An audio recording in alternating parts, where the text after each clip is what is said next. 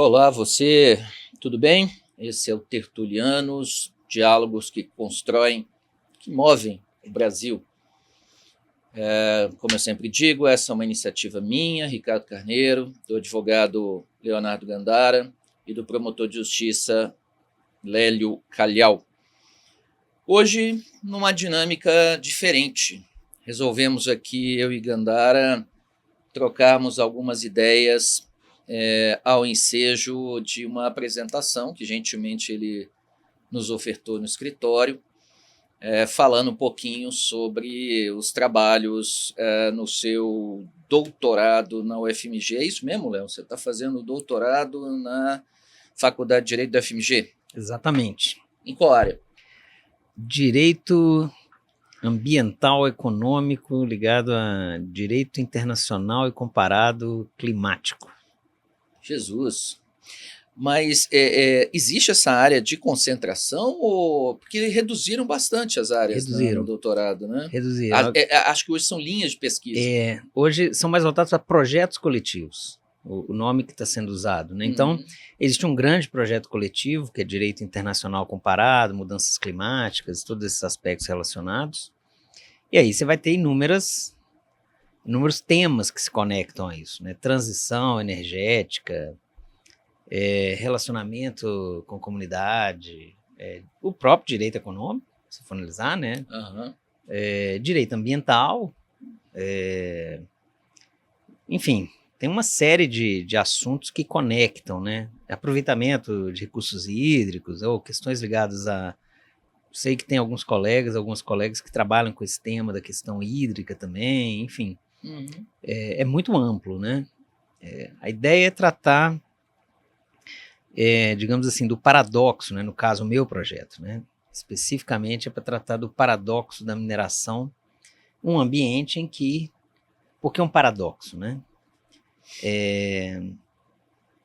Porque em um ambiente ou em um cenário, um contexto em que o aproveitamento de recursos minerais, vamos falar de recursos naturais, mas em especial dos recursos minerais, ele cada vez é maior a demanda, ao mesmo tempo existe uma enorme barreira, vamos chamar assim, para transpor e viabilizar esses projetos e empreendimentos minerários. Ou seja, eu tenho uma demanda cada vez mais crescente por recursos minerais, você deve ouvir isso todo santo dia. Todo dia. Cobre, lítio, terras raras. O papo agora é terras raras, né? Tá. Aí você tem essa demanda cada vez mais crescente, mas ao mesmo tempo implementar projetos é cada vez mais difícil. Olha que interessante, é um paradoxo, né? Só no Brasil ou no mundo todo? No mundo todo.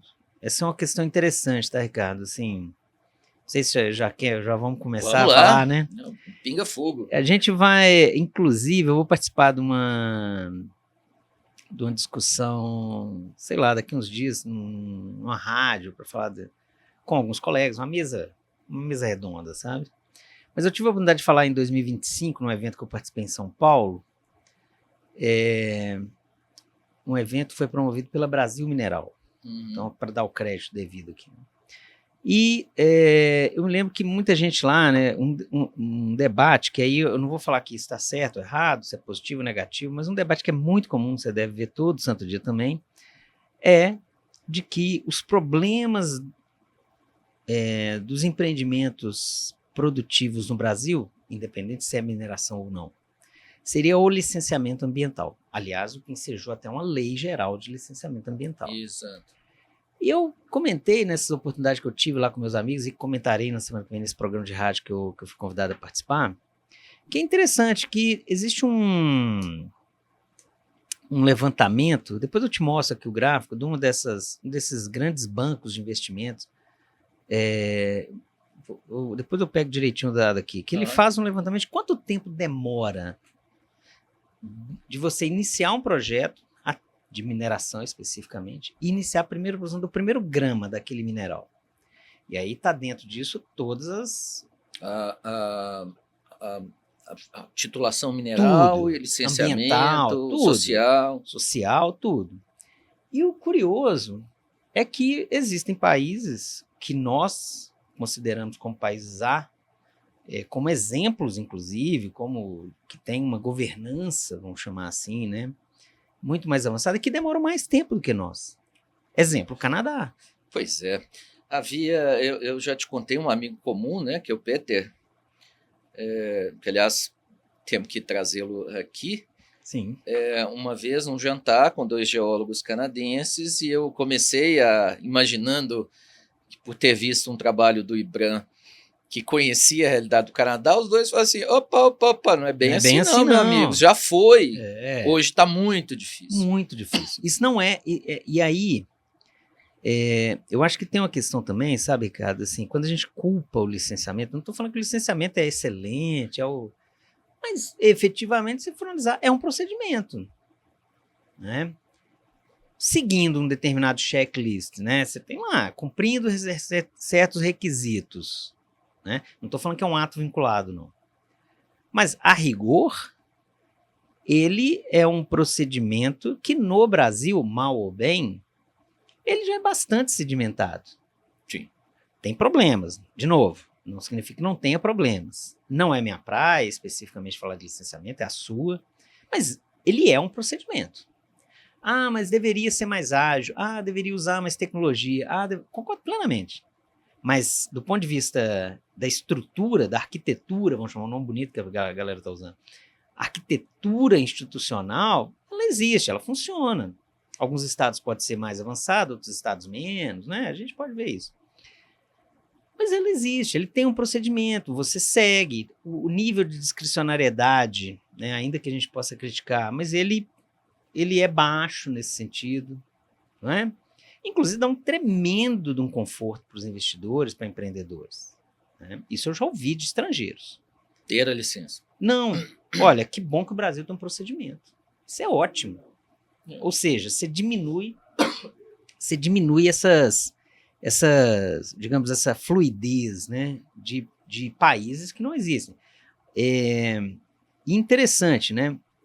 Eu estava conversando com um colega que você conhece muito, pessoa que eu prezo bastante, um amigo querido, Leonardo Corrêa, você conhece? Sim, da UFMG. Exato. E a gente estava falando de uma questão assim, falta um índice, né, de segurança. A gente fala tanto de segurança jurídica, né? Na mineração, qualquer outro empreendimento. Assim, e aí vou falar um negócio que eu falei nesse evento do ano passado, então, que é, a rigor, o Brasil é uma jurisdição mining friendly. Né? Diferente de outras jurisdições, né? O Brasil tem uma lei no sentido assim, uma moldura legal. É verdade. Relativamente testada, né? E aí vou voltar para não perder o raciocínio. Você se refere especificamente ao Código de Mineração. Código de Mineração, tá? E curiosamente, aí a gente vai trazer vários paradoxos aqui, né? É interessante que o cenário, né, de insegurança no Brasil, que a gente fala todo santo dia, qualquer jornal, qualquer site, obviamente respeitoso, qualquer site que seja sério de acompanhamento de notícias, alguma coisa assim, sempre vai ter alguma matéria sobre insegurança, né, essas incertezas jurídicas no Brasil. É tão interessante isso que chega ao ponto em que quem trabalha no setor de mineração prefere um código que é da década de 60 ao risco do que de isso ir a revisão. Olha que interessante. E eventualmente pode ter coisas interessantes a serem alteradas, não é mesmo? Mas não. Olha que situação, né, que a gente vive. Mas eu tô tentando trazer várias coisas para a gente conectar, né, daqui a pouco. Mas eu estava falando da questão do licenciamento, né? Como um dos aspectos que muita gente reclama, e dentro dessa questão do paradoxo. Primeiro, as empresas de mineração também, elas têm projetos bem estruturados, bem detalhados, maduros, a ponto de submeter um projeto de licenciamento? Na parte das vezes. Eu estou falando, é um questionamento. Então a gente culpa o licenciamento. Vamos olhar um pouquinho para dentro. A gente tem projetos de boa qualidade? E aí, eu acho que tem um aspecto também interessante para a gente trazer nessa temática, né? Que eu falei aqui, mal ou bem, nós temos um processo, no sentido assim, um procedimento, um guia, uma orientação, digamos assim, legal, institucional, estruturada para um licenciamento ambiental. O tema que muita gente fala, nos últimos anos, que a gente ouve falar, é o quê? Licença social para operar. E quando eu vou falar ou bater papo com as pessoas, né, a primeira coisa que eu gosto de ressaltar é o seguinte: olha, não existe uma licença social, não existe um documento chamado. Sim. Você até falou isso numa ocasião que a gente estava aqui, numa entrevista. E olha que interessante. Eu me arrisco a dizer que eu apostaria, apesar de não ser um cara de apostas, sou anti-bet, eu estou tirando uma brincadeira, não sou um cara de apostas, mas eu chegaria a apostar que o sonho de todo empreendedor é que tivesse um procedimento para licença social para operar. A pessoa fala assim, cara, ainda bem que tem uma lei falando como é que é uma licença social para operar. Ou seja, como a gente tem um processo que não é legal no sentido jurídico, né?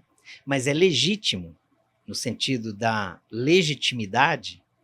Legitimidade é você reconhecer. Uma das acepções que a gente poderia trazer é você validar, você reconhecer o outro, ou alguém, ou um procedimento, alguma coisa assim. Se é um processo legítimo, a licença social para operar, mas ele não é jurídico. Né? E eu quero crer que muitos empreendimentos no Brasil, independentemente, de novo, se é mineração ou não, assim, adorariam que existisse uma lei no Brasil para licenciamento social para operar. Porque aí, quando a gente estabelece em lei, a gente elimina o espaço da abstração. Ou pelo menos a gente reduz bastante. Deveria. Ou deveria. Né? Então, assim, esse é o grande cenário que a gente vive, né? Esse cenário em que eu tenho uma atividade que é cada vez mais demandante, ou sendo demandada, ao mesmo tempo que eu tenho cada vez mais obstáculos para a sua execução. Olha que interessante. E você que está aí no mercado há muitos anos, né? Eu acho que você vai ter uma perspectiva que eu tenho, que também estou na mineração há muitos anos, né, trabalhando na atividade. Mineração sempre foi uma atividade meio... de resistência social? Não, eu estou querendo dizer no sentido assim, ela era uma atividade que não tomava manchete nenhuma, tirando quando começa a acontecer alguns desastres.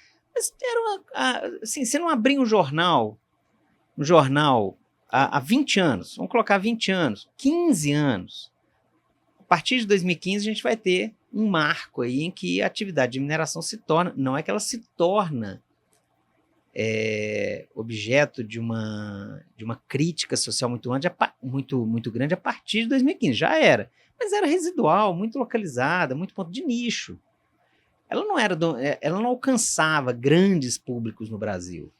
Curiosamente, 2015... Não, acho que não foi 2015, acho que foi 2005, foi um ano da virada em termos de uma trajetória de ascensão de preço, né? Então, da tonelada, pelo menos do minério de ferro, em dólar. E isso, obviamente, é o que a gente sempre diz, né? Que a quantidade altera a qualidade. E aí atraiu uma série de investimentos, inclusive estrangeiros. E aí você atrai, ou você projeta holofote sobre o setor, mas é isso mesmo, a atividade é sempre atrás do morro, atrás da cortina arbórea. Nunca tinha vizinho. Então fica lá, né? Quem que é aquele povo lá da mineração, tá? E eu vou te falar, o próprio setor gostava dessa, ou pelo menos sim, se sente bastante confortável nessa imagem, né? Meio isolada, intramuros, né? E olha o que a gente está vivendo hoje, né? Vivendo um cenário em que a atividade ela é tratada como, digamos, até quase que, inclusive de alguma forma exagerada, se a gente for analisar, como se fosse a última, digamos, a última ratio, né, da economia, a última raça das questões políticas, tudo virou alguma discussão relacionada à mineração. Você vai discutir questões de soberania, essa palavra meio abstrata, o que significa isso? Não, porque agora a mineração é uma questão de soberania, mas nunca foi, né? De certa forma, já que você falou em legitimidade, esse discurso que pretende legitimação tem sido confortável para alguns, né? Então, é como que a história dos críticos estratégicos, e em nome deles, se legitimasse alguma coisa que socialmente não é bem aceita, não é bem vista. Pera lá, mas nós estamos falando da mineração do futuro, da mineração de estratégicos e críticos, mas que não resolve os problemas estruturais dessa resistência à validação social dos empreendimentos. Você tem razão. Eu acho, Ricardo, que esse é um tema que não tem resposta pronta para isso. Um negócio que eu acho legal a gente trazer para essa discussão, eu entendo a resistência cultural, eu estou falando aqui da questão da indústria da mineração, do setor, né?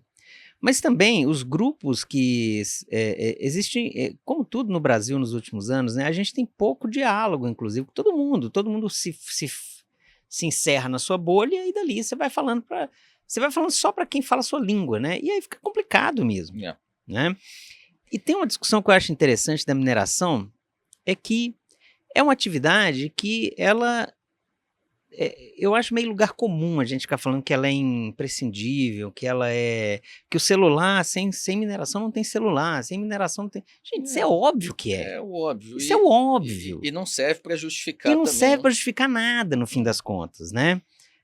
Mas isso me traz uma perspectiva que eu acho interessante, que olha, a perspectiva que nasce lá no direito urbanístico, ou no urbanismo, né? Que é o NIMB, né? Not in my backyard. Ou seja, se eu não quero essa atividade aqui perto de mim. Então vale em qualquer outro lugar.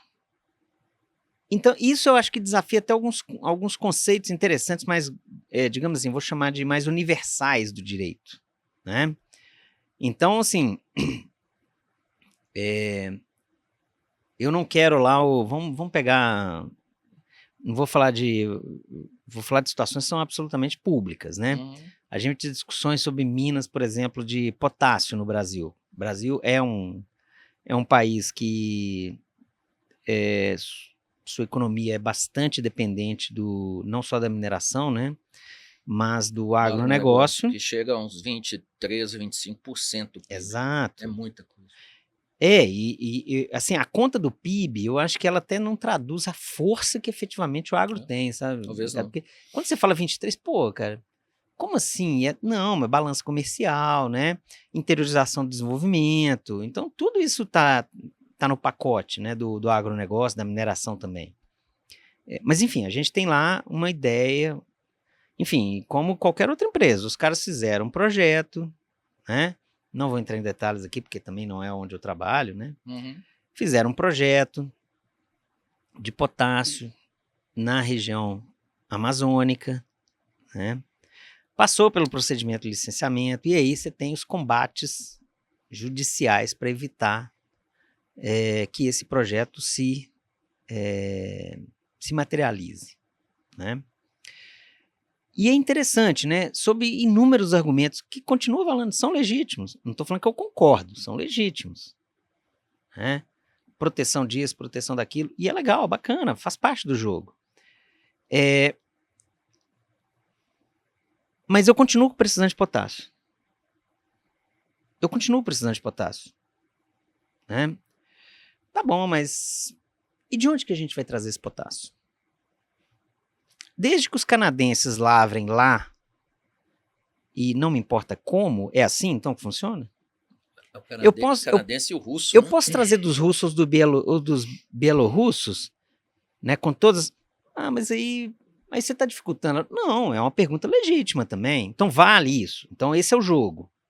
Desde que não seja no meu quintal, pode. Percebe o que eu estou querendo dizer? Então, assim, eu acho que esse é um debate que a gente precisa enfrentar. Eu acho que isso tem muita conexão também, por exemplo, quando a gente fala, eu acho que um dos próximos temas interessantes que a gente vai ter no Brasil, já está começando meio isolado, que a mineração de minerais nucleares, que à luz da Constituição brasileira é um monopólio, né, das indústrias nucleares brasileiras, né, Indústrias Nucleares do Brasil, INB, que exerce um monopólio em nome da União. A gente sabe que ela não tem condições, e não é criticando, é porque realmente a atividade de mineração, uma das suas características, ela é intensiva de capital. Nós, contribuintes, estamos dispostos a aumentar, inclusive, a nossa carga tributária, que já é bastante... Você é empresário, né? A nossa carga tributária já é muito elevada. Nossa. Nós estamos dispostos a direcionar nossos recursos escassos, nossos contribuintes, para atividade de mineração? Porque, ao fim e ao cabo, é isso, quando a gente fala monopólio de lavra de minerais nucleares, né? A gente teve lá no final de 2022 a mudança na legislação que permite que a ANB faça convênios com empresas para ela, digamos, para ela terceirizar, entre aspas, né? Ela não perde o monopólio, mas ela terceiriza. E, em linha com esse tema que a gente começou falando do projeto da transição energética, qual é a grande matriz ou a grande solução para a gente diminuir a emissão de gases de efeito estufa? Energia nuclear. Ah, não, é eólica, gente, é muito bacana eólica, solar, eu não sou um cara de energia, né? Mas quando a gente conversa com o pessoal que trabalha com esse negócio todo santo dia da energia, qual o argumento que eles trazem pra gente, Ricardo? Cara, segurança energética, né? Solar e eólica tem problemas de intermitência, é natural, todo mundo sabe disso, né? Então eu tenho energia nuclear, que demanda, dentro dessa linha que a gente está falando, a gente começou a falar de eletrônicos, desse negócio todo, energia é um demandante de minerais nucleares. O Brasil tem jazidos de urânio, né? Tório também, mas o tório seria para outras aplicações, né? Mas de urânio para energia.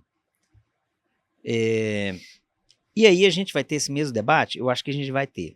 De assim, não pode lavrar urânio no Brasil, porque isso é assim, isso é assado. Mas aí a gente tolera lavrar em outros lugares? Né? A gente tolera substituir, então, a energia, olha, não vai ter energia nuclear no Brasil, né? Vamos... Então tá bom, então vamos fazer por termoelétricas? Percebe? Tudo são escolhas que a sociedade tem que fazer. Eu me lembro após o acidente Fukushima, no Japão. 2011, com o tsunami. Falando assim, eu me lembro da Dilma, né? O tsunami, o Fukushima, em que a sociedade passou a, de alguma forma, a pelo menos iniciar um debate sobre a proibição da geração nuclear no Japão, pelo menos no território japonês. E me lembro de ter lido alguma coisa, os anos já se passaram, né, da quantidade de japoneses. Os japoneses têm um problema muito sério de solidão, de morar sozinho e envelhecimento da população, da quantidade de pessoas idosas que morreram por problemas relacionados ao aquecimento e à calefação de casas, com doenças respiratórias, pulmonares. Então é isso, vamos acabar com a energia nuclear? Vamos. Mas a Alemanha vive esse dilema, né? A gente compra da França, a gente traz da França, lá na França tudo bem, aqui a gente não quer.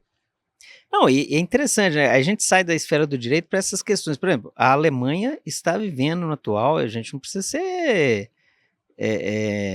como é que fala, muito versado na ciência econômica, né? Os problemas econômicos que a economia alemã sempre se baseou num modelo de produção industrial muito forte, indústria pesada, indústria de precisão, indústria automotiva, a indústria alemã muito forte, energia barata. Qual energia que era barata? Do russo? Não, antes dos russos, nuclear. Vamos acabar com a energia nuclear, mas a gente precisa da energia barata. Vamos para os russos? Vamos abraçar os russos. E agora,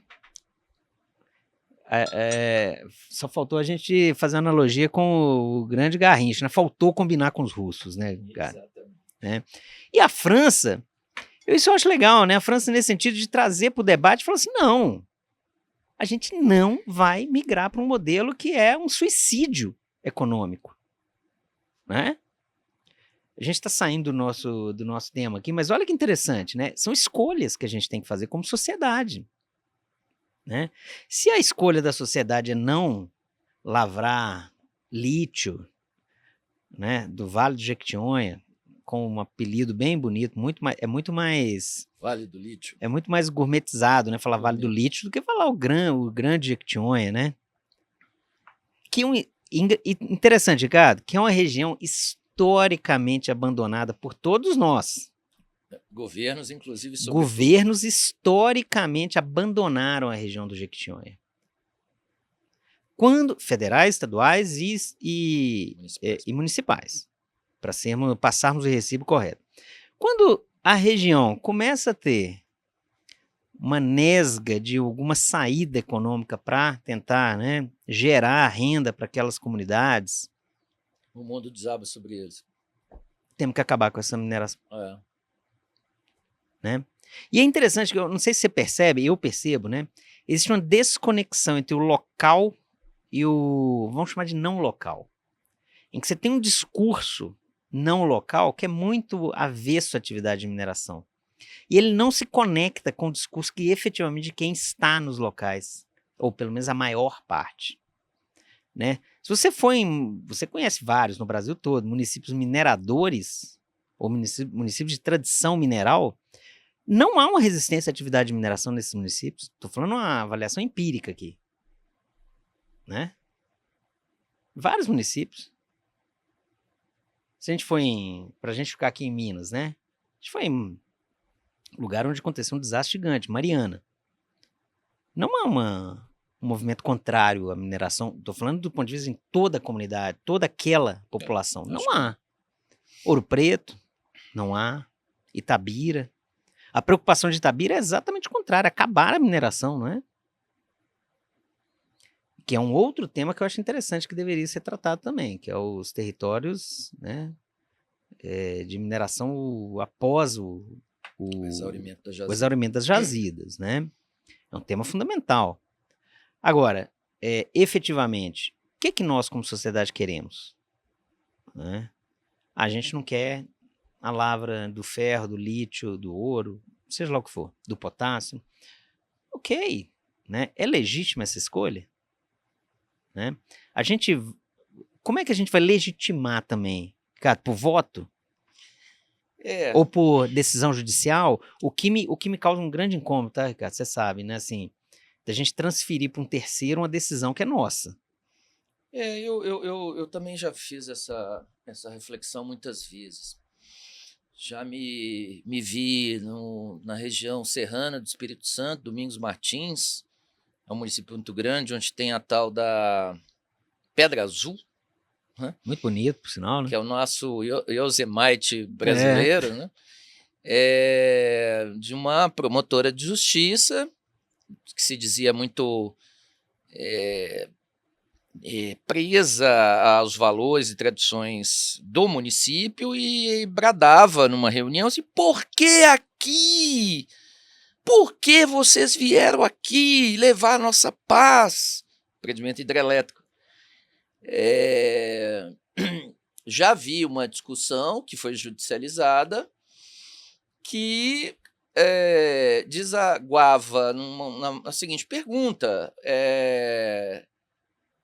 já existem muitas jazidas em lavra ou não, direitos minerários de minério de ferro. Por que tem que ter mais um? Isso ao tempo da implantação do projeto Minas Rio, né? Originalmente da MMX, depois da Anglo América. Por que mais um? Parece assim uma gula, né? Alguém, seu guloso, você está... então eu fico em dúvida se existe... porque para muitas coisas as massas reagem bem, né? Até as pessoas tendem a acompanhar o que as massas pensam e agem, tipo um meme, né? Um viral aí. Mas para essas coisas eu não sei se existe a capacidade de uma decisão de sociedade, uma decisão... O que queremos? Porque no fundo as pessoas querem o que lhes convém. Né? E o que, no mais das vezes, me convém pode ser aquilo que você, como advogado de um minerador, está disposto a me pagar para que eu adira a esse... Então é difícil e a sociedade não consegue, como sociedade, formar essas convicções. Quer dizer, não queremos mais minas de minério tal ou qual, não queremos ocupar o Vale do Jequitinhonha com lavra de lítio. Não, né? A gente não toma essa decisão em termos de política pública. Aliás, deveria ser o contrário, né? O intento, o objetivo da União é maximizar as oportunidades de aproveitamento racional, Sim. sustentável dos seus recursos. Não esqueçamos que o recurso mineral é bem da União. Ou, se não isso, o governo federal pode tomar a seguinte decisão: vamos estimular uma espécie de planejamento de longo prazo a determinadas políticas setoriais ou ambientais que restringam a lavra naquela região, mas não faz nenhum nem outro. Sem e dúvida. Fica essa história, quer dizer, eu adquiro o direito sob a expectativa de levá-lo à validação ambiental, social e obter o lucro resultante do investimento. Teoricamente, os governos estão aí para cumprirem as regras e os procedimentos e viabilizarem os empreendimentos enfim, e aí padece de todos esses males. Pede licença, a licença demora, normalmente o empreendedor se sente hostilizado, né, dentro do órgão ambiental, como se estivesse fazendo alguma coisa absolutamente irregular e ilícita. Por outro lado, o problema do licenciamento social que você se refere, que é muito sério, né? Quer dizer, aparentemente, se há empreendedor, a sociedade local é contra. É o que se espera das pessoas. Mas, por outro lado, você tem razão ao dizer, que as cidades acostumadas com a mineração não são totalmente hostis. Criticam, exigem, mas estão preocupadas. E se for embora? E o meu filho que trabalha lá, né, que é engenheiro, que teve uma oportunidade? Mas não é fácil, não. Mas isso é interessante que você está trazendo, como aqui é um bate-papo, né? Essa pergunta que você trouxe aí, que a promotora citou lá em Pedra Azul, né? Por que aqui? E por que mais, né? Mais um? Por que mais um? Eu acho assim, vou parafrasear agora o grande José Saramago, no livro Evangelho segundo Jesus Cristo, Nobel, né? Nobel de Literatura, Saramago. E ele fala, né, há perguntas que não merecem respostas. Né? Porque essa pergunta é uma pergunta que pode ser respondida de várias formas. Por que mais loja de capinha de celular? Por que mais cafeterias? Uma cafeteria, uma farmácia. E a gente poderia aumentar. Por que mais soja? Por que mais proteína animal? Por que comer tanto se... Por que mais carros? Por que mais prédios? É óbvio que eu estou brincando aqui. Estou fazendo um folclore, né? Mas no fundo chega a isso. Por que as decisões de maximizar a produção de determinados gêneros, ou equipamentos, ou alimentos? E isso a gente já teve uma experiência péssima no mundo, pelo menos no século XX. Socialismo soviético. Do planejamento. Se a gente for analisar, Ricardo, essa é uma experiência que ela visa atender e responder essa pergunta. Por que mais? Pois eu que sempre fui do direito econômico, passei porque é engraçado, né? Planejamento econômico sempre foi visto como uma coisa centralizante, não né? Soviética. Ou então, se não isso, como aquele sentimento, e eu entendo, né, de rejeição ao governo, ao tempo do regime militar, né, coisa de burocrata militar que gosta de ordem.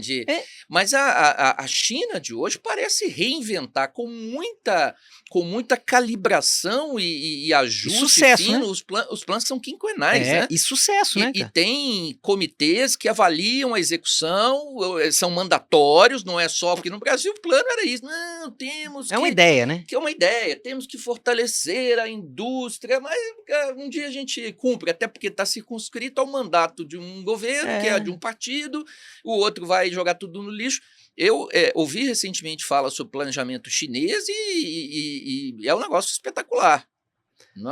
Eu acho interessante o que você está falando, Ricardo, porque assim, eu acho que a gente, uma realidade, você, né, que tem lá o seu direito ambiental e econômico lá, isso, né? Uhum. O planejamento econômico no Brasil, e aí eu acho que no Brasil, ele ficou com a pecha de algo socialista. Até diria militar. Militar, é verdade. Tá? E calhou desse sentimento ter sido criado no âmbito de um colapso administrativo do Estado, início dos anos 90. Colapso que não começou nos anos 90, obviamente. Começou com a crise da moratória nos anos 80, enfim, com todos os problemas da crise do petróleo que vai, a inflação americana lá no final de 79, que os americanos dão um choque, né, o choque do petróleo e o choque monetário também, que quem tinha dívidas em dólar, Brasil, México, principalmente, pelo menos a literatura sempre usa os dois países como os exemplos do colapso econômico que causou aquilo, né? Só que a gente colocou a culpa no planejamento. E não, olha que interessante. Talvez é a falta dele e a falta de capacidade de implementar. Olha que interessante, né? Se a gente for analisar, e aí vou até fazer uma conexão, né? Voltar para o... Se a gente for analisar que a mineração brasileira é fruto do planejamento econômico. A mineração brasileira, talvez eu esteja exagerando, a mineração brasileira é antes de 34, depois de 34. Quando a gente tem a Constituição de Getúlio Vargas lá, que aí você vai ter o primeiro Código de Minas, né? Lembrando, Itabira Iron Ore, que dá origem à então Companhia Vale do Rio Doce, era um empreendimento privado da primeira década, na verdade dos anos 20, né? Inclusive tinha financiamento um dos inúmeros acionistas era aquele investidor americano que até teve daquela Madeira Mamoré, o Farquhar. Farquhar, não vou lembrar se o nome era esse, né? E ela não se viabilizou. Se viabilizou com um arranjo Brasil, Estados Unidos e Inglaterra, né? Fruto de um planejamento econômico muito mais amplo, visando industrialização, né? Que inclusive gerou uma urbanização muito grande do Brasil. Gente, o século XX para o Brasil começa em 1934. Não só pela mineração, por vários outros aspectos, né? O século XX, o grande historiador britânico, já falecido, Eric Hobsbawm, né? O Eric Hobsbawm, ele na visão dele, né, o século XX... É dele, a era dos extremos, né? E ele fala, olha, o século XX termina na Primeira Guerra Mundial. Você que é um cara que é o cara entendido o homem das guerras. Ele fala, né? Ele falou, olha, o século XIX, ele acaba com a Primeira Guerra Mundial. Ele fala, ali começa o século XX, né? Se a gente fazer uma lente brasileira, o século XIX no Brasil acaba em 1934. De novo, não só por causa da mineração. Planejamento econômico, energia, cara. Energia. Lembrando que o Código de Águas, que tratava do aproveitamento das forças hidráulicas, está no Código de 34, decreto 24.643. Né? Aí o que a gente vai ter depois? A gente vai ter uma modernização legislativa ali gigantesca. A gente geralmente só lembra da CLT. Nesse grande período, vamos chamar dessa grande linha do tempo aí, né, que vai até, vamos lá, 45, 46, a gente vai ter Código Penal, CLT, Lei de Desapropriação, que inclusive vale até hoje, decreto-lei, né, de 1941. Aquele ali é o primeiro período. E a mineração tem que inserir. Olha que interessante. Eu sempre eu falo, né, que a atividade de mineração ela nunca esteve inserida num projeto de país no Brasil. Acho que não. Acho que naquele período foi o único momento em que efetivamente ela foi inserida dentro de um projeto de país, conectado com aproveitamento para fins siderúrgicos, industrialização um pouco maior, interiorização do desenvolvimento, geração de energia, enfim, um grande mosaico de ações, né? A gente pode criticar inúmeras coisas, eu sei que esse é um tema que a gente desperta alguns negócios, alguns sentimentos, mas assim, efetivamente, o segundo grande momento de modernização, mal ou bem, foi tentado no governo militar a partir de 64 também. É verdade, inclusive grandes blocos normativos, lei das SA... Estatuto da Terra, Código Florestal, todo mundo fala de 2011. Código Florestal, o primeiro código da década de 60. Né? Na verdade tinha um de 34, sim, mas o que vigia até 2012 era 4771 de Isso. 1968? Não, 60 e... Nossa senhora, 4771 de 64. Olha, a gente teve Estatuto da Terra, Código Tributário Nacional, né? Primeira legislação de orçamento, né? Não a primeira, existiam outros, mas estou falando estruturada no sentido de um orçamento público, 64. Né? Separação, Banco Central, imagina, a moeda a moeda era cuidada por um departamento do Banco do Brasil, um banco comercial, pode ser estatal ou não, mas ele é um banco comercial. O Banco do Brasil nasce de uma costela, desculpa, o Banco Central do Brasil nasce de uma costela do Banco do Brasil, um banco comercial. Você imagina uma necessidade de uma modernização nesse nível, né? Veja, olha só que interessante como é que a gente vê várias coisas do Brasil, de novo, fazendo isolando aqui de aspectos ideológicos, independente de qual seja a inclinação de qualquer pessoa que esteja nos ouvindo, enfim. Porque tem sempre aquela, você está enaltecendo o governo militar. Não é isso. Absolutamente. É só falar assim, olha, o planejamento econômico, mal ou bem, foi ele que nos trouxe um nível de modernização grande. Sim, é verdade. Até o governo, quando a gente tem essa debacle lá nos anos 90, a gente vai ter pensadores aí que criticam, né, digamos assim, a privatização de inúmeros setores da economia, e alguns têm que ser criticados, a gente não estou falando que não é, mas você imagina, telefonia brasileira. Eu estava vendo um gráfico hoje, Minas Gerais, por estado, Minas, né, para pegar o nosso exemplo, 96,7% do estado de Minas, da população mineira tem acesso à internet. Gente, nós estamos falando da década de 90. Isso tem 30 anos, 35 anos. A gente não tinha acesso a telefone. Não, você tinha que entrar em plano de expansão ou alugar valores, inclusive com cotação em dólar, no centro da cidade, para ter um número vinculado ao seu escritório, sua empresa. Assim, quando eu converso com o pessoal mais jovem, que fala, eu acho que eles acham que eu tô contando mentira. Porque tá aqui hoje, né? Tá aqui. Como assim isso? Não, cara. Qualquer um chega numa loja e já sai de lá funcionando. Exatamente. Então, assim, a Embraer, Embraer foi fruto de um planejamento de desenvolver uma referência mundial. Embrapa. E mal comparando, a China de hoje, por exemplo, isso que assusta muitas pessoas, né, que é a entrada de marcas chinesas de veículos que são muito acima da média da tecnologia embarcada dos carros que se vendem no Brasil, com preços muito competitivos. Não vamos discutir aqui como os preços são competitivos, mas o protagonismo das marcas chinesas também foi objeto de planejamento de longo prazo, não foi da noite para o dia. E está havendo um protagonismo também, fruto de planejamento, que é a redução crescente da dependência alimentar em relação aos principais problemas de alimento. E ninguém está criticando a China, pelo contrário, estão se acautelando quanto ao interesse deles e meta definida em planejamento. Né? Como é que você resolve isso? Vamos comprar as cadeias de produção de alimentos em vários países. O problema é que a gente é isso, né? Nós no Brasil não somos afeitos a planejar nem as nossas vidas individuais, nem as compras de Natal a gente planeja alguma coisa, quanto mais planejar o país. É alguma coisa que se perdeu da nossa história. E eu acho, assim, que aí, voltando para o nosso tema aqui, só para aproximar isso, né, Ricardo, assim, quando a gente fala de planejamento econômico no Brasil, né, política pública, planejamento econômico, quando a gente fala para a nossa atividade de mineração, a gente já fica um pé atrás, já é intervenção. Não necessariamente. Não necessariamente. Curioso que tem, né? Tem os planos. Na mineração tem um plano nacional, não tem? Agora, 2050, 2050, inclusive. Tem os planos decenais aí do setor elétrico, mas está longe da nossa vida, né? Ele não é vinculante. Não é, quer dizer, você vai... Bom, no Brasil de hoje você pergunta... Eu gosto muito de uns videozinhos, eu tenho até republicado, eu sei que você acompanha minhas publicações, mas daquelas... O cara chega na rua e pergunta assim, quantos semestres tem um ano? Em qual país fica a cidade? Sabe aquelas coisas?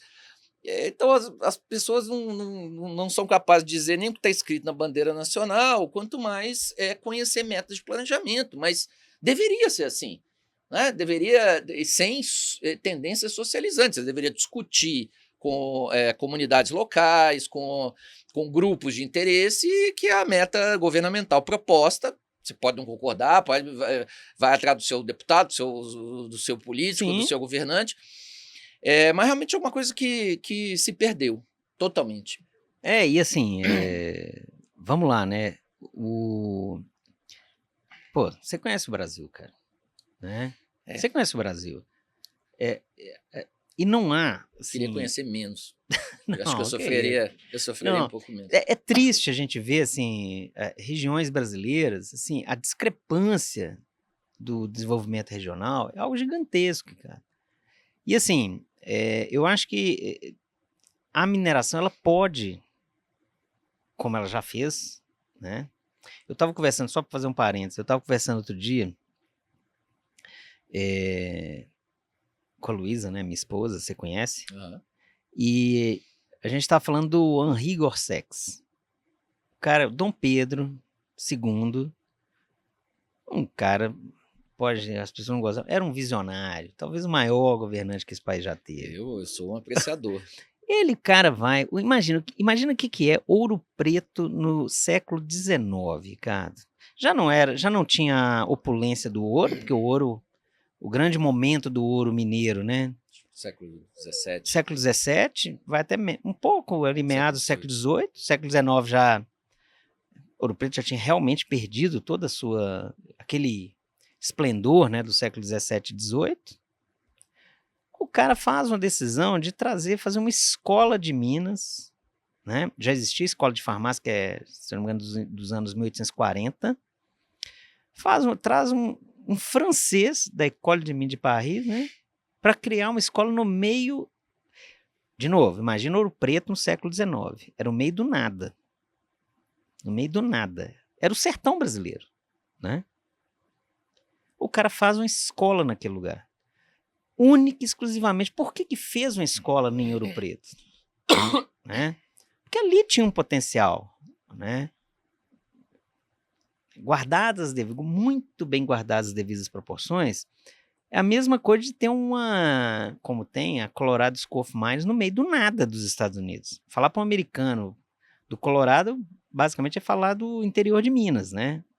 Lugares longe do litoral, né? Assim, pô, nós estamos viajando, mas essa é a intenção, né?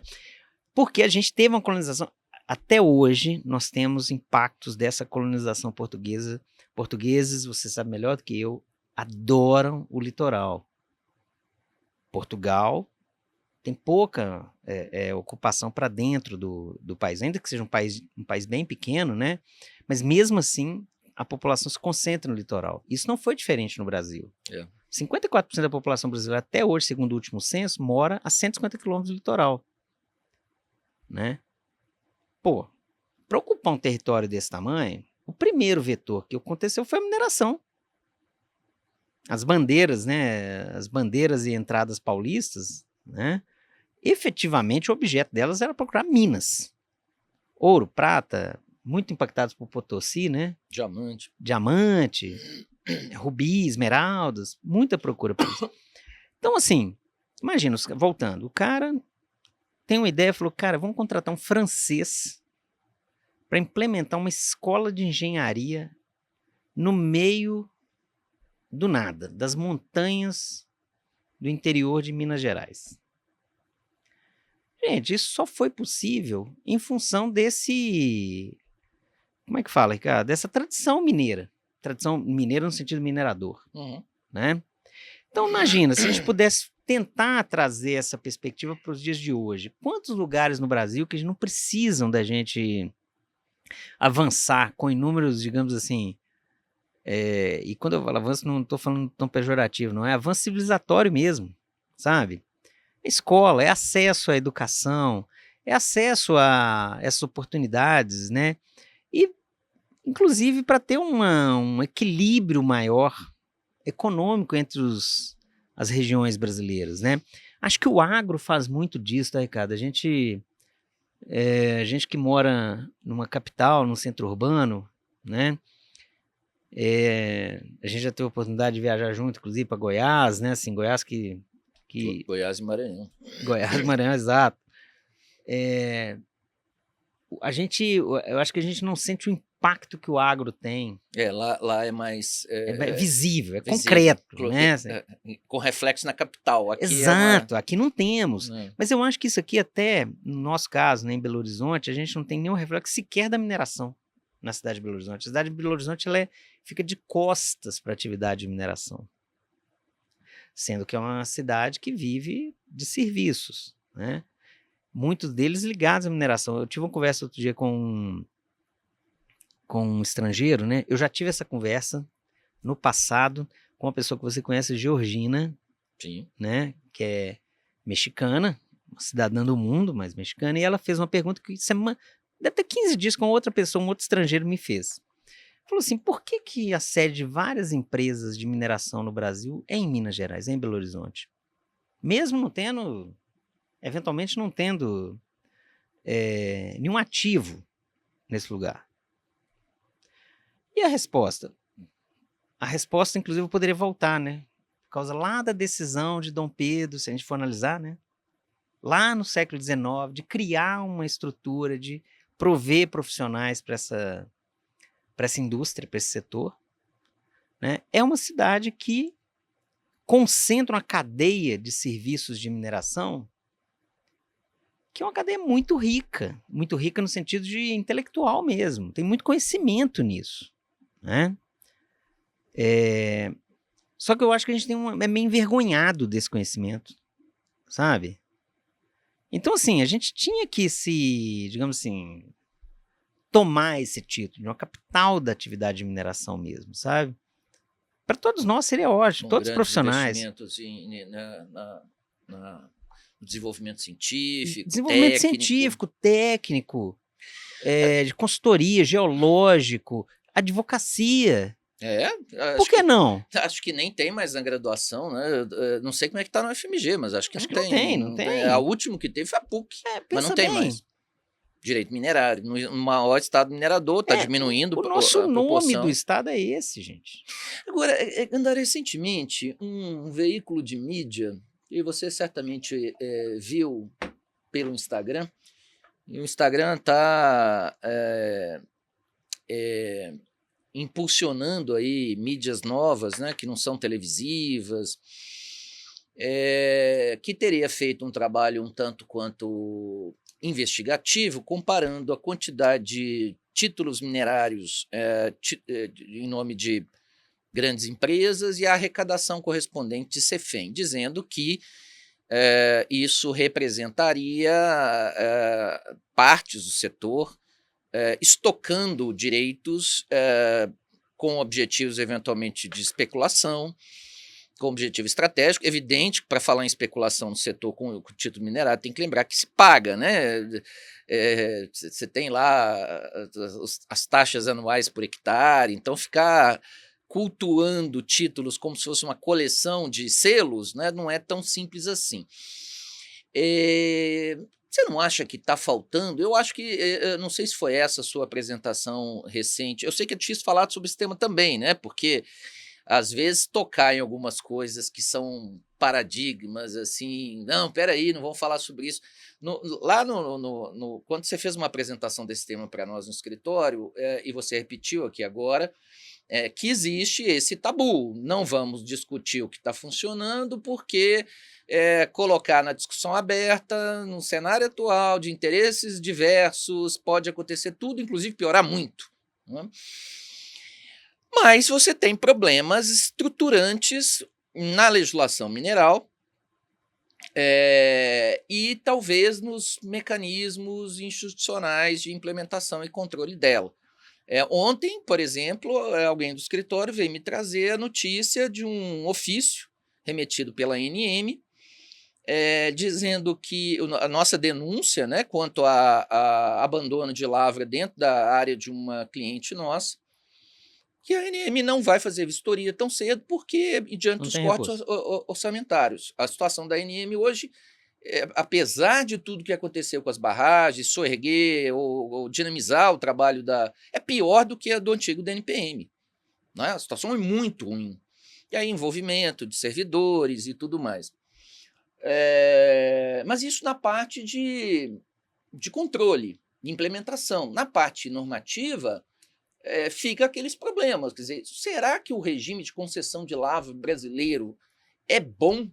De titulação mineral, como se adquire a propriedade mineral, não do minério, in situ, né? Tem aquela Sim, história, sim. minério in situ da União e explotado, retirado do concessionário. Mas será que esse sistema é bom? E qual o pecado de discutir isso? No setor elétrico, falávamos isso aquela última oportunidade, né? Mas isso dentro da reflexão que só cabe no âmbito da academia, que você está fazendo na UFMG. E lá é o espaço aberto. Não concordo com você, ok, não tem problema. Lá não tem interesse econômico, interesse de publicação de livro.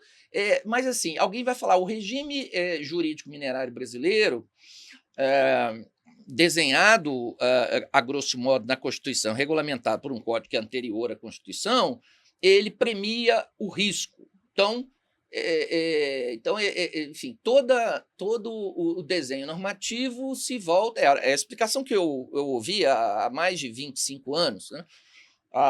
Porque o risco da atividade é gigantesco, então esse sistema tem que se repercutir premiando aquele que suporta o risco da pesquisa, do indeterminismo da geologia. Mas, por outro lado, o setor elétrico trabalha com riscos monstruosos, regulatórios, hídrico, climático, e o sistema de titulação, né, para a concessão que permite o exercício da atividade é totalmente diferente. Não precisa rediscutir o regime jurídico da mineração? Eu acho interessante sua pergunta, né, cara? Gosto muito da sua pergunta. O petróleo também tem o mesmo risco se você for analisar, né? Poxa! E tem também um regime... Hoje o maior risco da cadeia do petróleo é acabar. Acabar. Enfim, falar isso não significa que o setor mineração não tenha risco. Também tem risco. Acho que tem, você tá gigantesco. Gigantesco. Teve uma discussão interessante no âmbito do Conselho Nacional de Política Mineral, e um dos grupos de trabalho... Dessa você participou? Eu participei pessoalmente. Né? Participei pessoalmente lá, coordenado pelo nosso querido João, né, o João Marcos. Uhum. E uma das discussões era exatamente essa questão dos títulos minerários, sabe? Vamos chamar, entre aspas, entesouramento, né? Essa retenção dos títulos, né? E foi apresentado, muita gente participou, né? Foi chamado, eu também participei. E, assim, um dos pontos trazidos, para conectar com o que você está falando, um dos pontos trazidos nas discussões olha, muitos problemas relacionados ao longo prazo, ou o tempo em que investidores, empreendedores, mineradores, seja lá quem for, que detêm títulos, né, para além do que o Código de Mineração determina, muito disso está ligado a uma impossibilidade administrativa do regulador, da ANM, responder a tempo e a hora às demandas que lhes são apresentadas. No mundo ideal, um empreendedor com alvará de pesquisa, um alvará de autorização de pesquisa, ele vai iniciar sua pesquisa, comunica a ANM, inicia a pesquisa, 60 dias, né, depois de publicado o alvará no Diário Oficial da União. Vai ter algum problema ali, já imaginando que vai ter, para entrar no imóvel de terceiro, né? Vai ter algum tempo ali de ação judicial, ele informa também a ANM, para ela prorrogar aquele prazo lá, original do alvará de pesquisa, mas vamos colocar aí que em 5 anos seria um prazo razoável de uma pesquisa, Ricardo? Acho que né? 4 anos. Então, acho que sim. No mundo ideal, após esses 4 anos, ele vai lá, deposita o relatório final de pesquisa, a ANM pronuncia, né? E esse pronunciamento pode ser, enfim, pelo arquivamento, um relatório negativo, alguma coisa assim, né? O que acontece nessa discussão que tivemos no ano passado é que, infelizmente, isso não acontece. Existe um represamento, e aí não é um dado do comitê, não, tá? Eu já li publicações, mas publicações não acadêmicas, assim, de entrevistas, de jornal. Muita gente fala que tem 10 mil títulos aguardando pronunciamento da ANM. Você já deve ter ouvido isso. Sim. Também. Tem gente que fala 15 mil. Pouco importa se é 10 ou 15, o que importa é que essa ordem de grandeza mostra que existe isso que você falou, um problema administrativo que ele está afunilado no nosso regulador hoje, né? É um problema só da ANM? Não, não é um problema só da ANM, mas eu acho que ele é mais crítico na ANM, né? Essa atividade, que é uma atividade de mineração, tão importante para a economia brasileira, né? Ela precisa de ter seus, digamos assim, seus órgãos de comando e controle, né? Também, digamos assim, aparelhados, não aparelhados no sentido pejorativo, mas organizados do ponto de vista de entregar aquilo que ele espera, né? Mas precisa de mais gente. Eu não sei se precisa de mais gente. Tecnologia seguramente talvez fosse uma saída para tentar ganhar celeridade nos processos, né? Outras coisas eu acho que a gente pode fazer. Inteligência artificial está aí para muitas coisas, a gente poderia usar na minha opinião, né? Tem muitos atos que poderiam ser acelerados de uma forma que, sem eu ser um cientista de dados, eu acho que poderia fazer por meio de inteligência artificial e deixar alguns atos mais que exigem uma análise um pouco mais pormenorizada para o agente humano mesmo, né? Você imagina, eu acho que eu já comentei, por exemplo, quando eu vejo nem vou falar do relatório final da pesquisa, tem uma carga técnica muito grande, mas um plano de aproveitamento econômico, que é feito no Word, depois a pessoa converte no PDF. É isso, não é? Sim. Todo mundo faz isso. Gente, para ir para um outro cânone, vamos chamar assim, do setor público.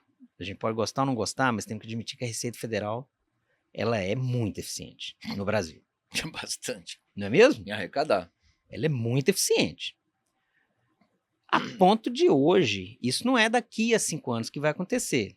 A ponto de hoje, qualquer pessoa que está sujeita à declaração anual de ajuste do imposto de renda, ela pode escolher e falar assim, não, eu não quero fazer, eu quero que a Receita, o programa faça para mim.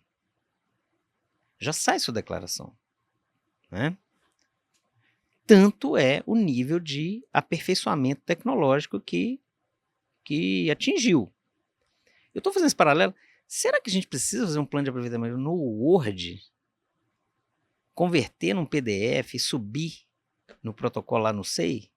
Não teria que ser um processo eletrônico em que eu tenha todas as entradas, e aí sim eu vou ter uma formação de um Big Data, eu posso fazer isso, e aí, só para terminar rapidinho de passo. Então, esse é um ponto. Eu entendo que a ANM passa por problemas seríssimos, acho que a gente tem que enfrentar essa discussão da estruturação de uma agência, mas eu não penso que é só uma discussão relacionada a gente.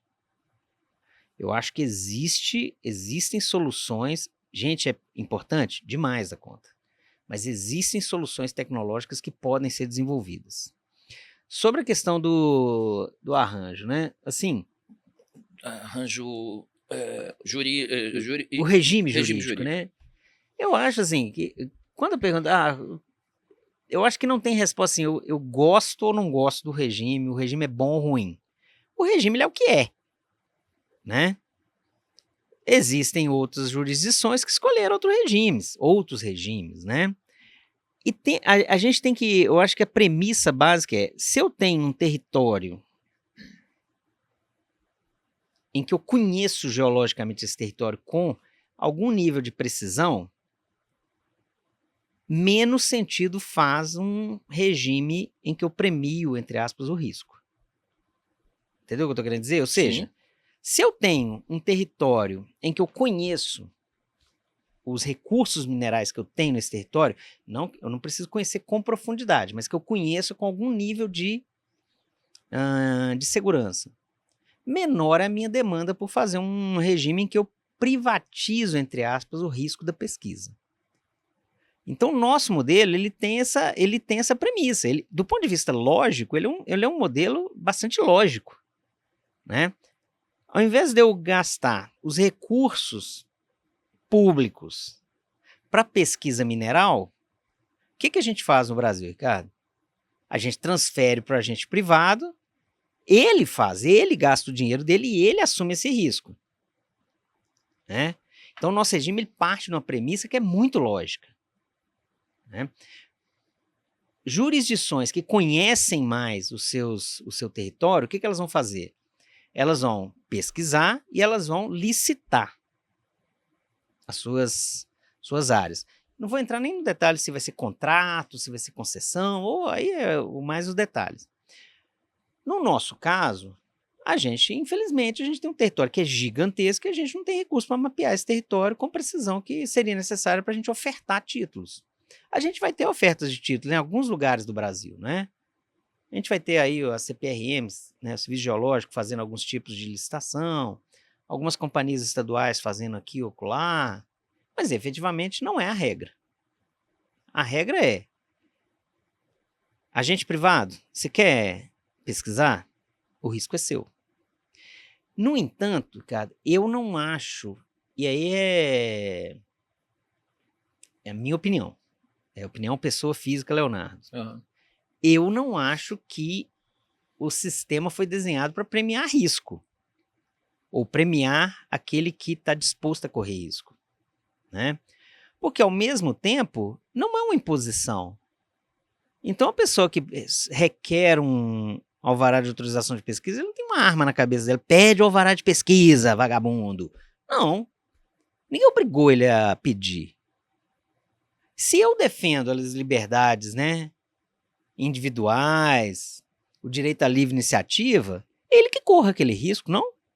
Por que eu tenho que... você não pode ser tão criterioso, tem que deixar o minerador porque ele... Eu acho que não existe isso, na minha opinião. Ele tem liberdade. Ninguém obrigou ele a requerer um alvará de pesquisa. Não é mesmo? Uhum. Então, eu acho que a gente parte de uma premissa que é equivocada. Quando eu falo todos nós, no sentido assim, mas a gente tem que premiar, porque é intensivo de capital, elevado o risco, para cada 1.000 alvarás, um vira lava, tem gente que fala de 800, tem gente que fala de 1.200, sei lá, né? Pouco importa.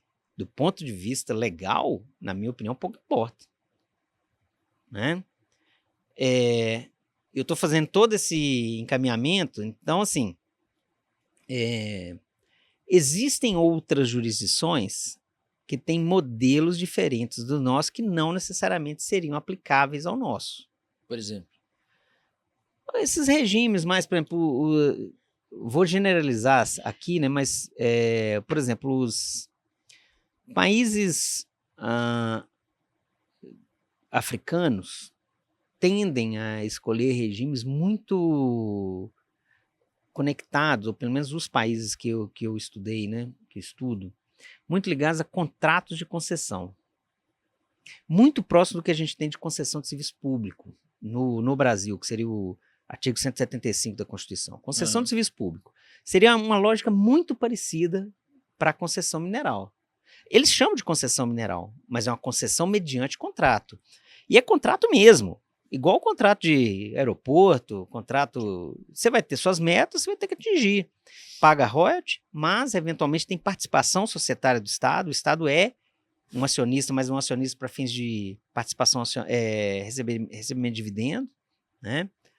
Você vai ter outros modelos, por exemplo, o modelo norte-americano, que é muito mais conectado à União, né? A União tem terras federais, em linhas bem gerais, né, em que ela pode outorgar direitos de lavra, mas você também tem regimes estaduais convivendo conjuntamente, né, de exploração mineral. Olha que coisa... E regimes que seriam, na nossa leitura, o regime lá do século XIX, o regime fundiário, da cessão, em que você tem que ter a propriedade do imóvel, ou, pelo menos, a autorização do proprietário. Então, o Estado norte-americano, nesse sentido, ele trata a atividade de mineração como uma atividade estratégica, mas ele transfere o risco do negócio, e eu acho que está certo, né, para o empreendedor. Os modelos, vamos chamar de latino-americanos, vamos chamar assim, né? Você vai ter algumas diferenças de estados para outros, mas são muito próximos do Brasil, né? O Chile vai ter um modelo um pouco diferente, em que a concessão é otorgada pelo judiciário, né? Pois é, você falou isso outro dia, eu até recuei um pouco. O modelo mexicano é muito parecido com o do Brasil. O modelo mineral, o modelo de licenciamento do México é que vai ter algumas diferenças que causam alguns transtornos, né? Pelos contatos com os colegas mexicanos, né? Mas são modelos muito parecidos com os nossos. Talvez por uma proximidade aí, de uma influência talvez hispânica, né? De você dissociar a superfície dos recursos minerais, né? Assim, isso não é invenção brasileira, vamos deixar claro, né? Não, Isso não é invenção brasileira, né? Os franceses já fazem dessa forma, os alemães já tratam assim, né? Então acho, assim, não estou te enrolando para responder. não, Eu mas acho que o modelo brasileiro ele se mostrou que ele é acertado. Os problemas do modelo brasileiro, na minha opinião, eles não estão conectados ao regime de aproveitamento mineral, mas a questões acessórias ao regime de aproveitamento mineral. Qual, então, se você for me perguntar? Acho que o grande problema hoje dos regimes de aproveitamento mineral no Brasil não é retenção de títulos, não é licenciamento ambiental. E diria para você, nem é licença social para operar. Na minha opinião, é acesso a imóvel de terceiro. É. Eu acho que uma das maiores dificuldades, talvez a gente poderia até ver casos aqui, não, Léo, mas tem aquele caso lá em tal lugar. Tem aquele... Mas é sempre A conflituoso. gente vai ter a instrumentalização do direito ambiental para justificar esse tipo de discussão. Ah, mas a empresa tal está causando o dano, o uso do recurso hídrico aqui, o uso do recurso acolá. Mas é uma instrumentalização. Isso é um tema sensível, eu sei que muita gente não gosta de falar disso, né? Mas cá entre nós, tem muitas disputas que são disputas econômicas que são travestidas de disputas ambientais. Então, há uma instrumentalização. Então, eu tenho uma disputa entre o superficiário, o acesso a disputa do acesso ao imóvel de terceiro é isso, né? Eu tenho um direito minerário e eu tenho um cara que não quer que o minerador adentre. Quais obstáculos que existem para isso? Porque, a rigor, a legislação brasileira não impede o minerador, não tem um obstáculo. Não. A Constituição não fala, né, de um obstáculo à atividade de mineração. A gente vai ter lá o máximo, lá o bloqueio minerário, no caso de ter conflito entre atividades, né, que ambas tenham interesse público, utilidade pública. Mas efetivamente não há uma proibição da atividade de mineração no Brasil. Em nenhum. Aí vai ter lá a unidade de conservação, alguma Sim. coisa assim, mas são exceções. Tombamento. Não, mas são exceções.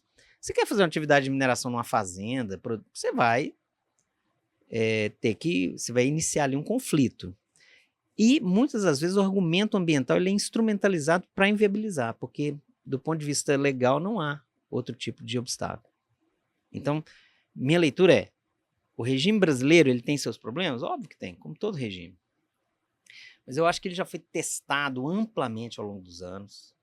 Eu acho que, assim, nesse sentido, eu seria mais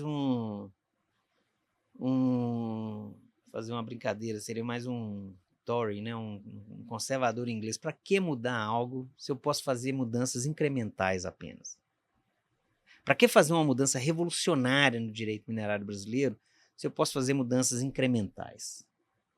Sabe? Então, acho que o problema do direito minerário brasileiro não é um problema do direito minerário, é um problema... Não é um problema normativo. Não é um problema normativo. Que, aliás, tem de ser em todas as áreas, né?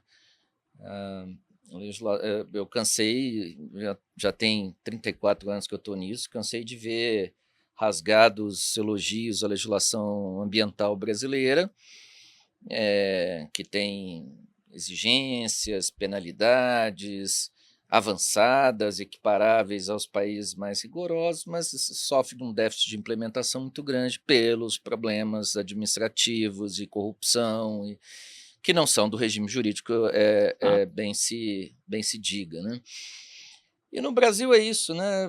É igual mudar o sistema político, né? De presidencialismo para parlamentarismo. Acho que nós conseguimos esculhambar com Tinder, com Pix. Acho que nós vamos esculhambar com qualquer regime jurídico setorial, com qualquer sistema político.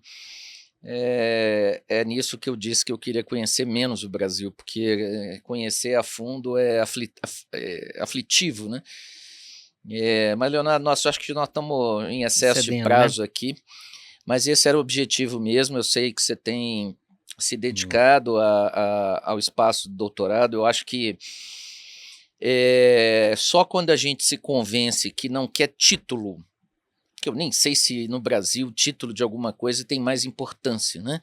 Já houve tempos que, talvez para academia, né? Eu tenho mestrado, doutorado lá ou acolá, mas só quando a gente se convence que o doutorado é um espaço para que você desenvolva estudos que de outro modo, ou reflexões que de outro modo você não faria, com, né, as dificuldades do tempo na vida pessoal, do trabalho, já não é pouca coisa.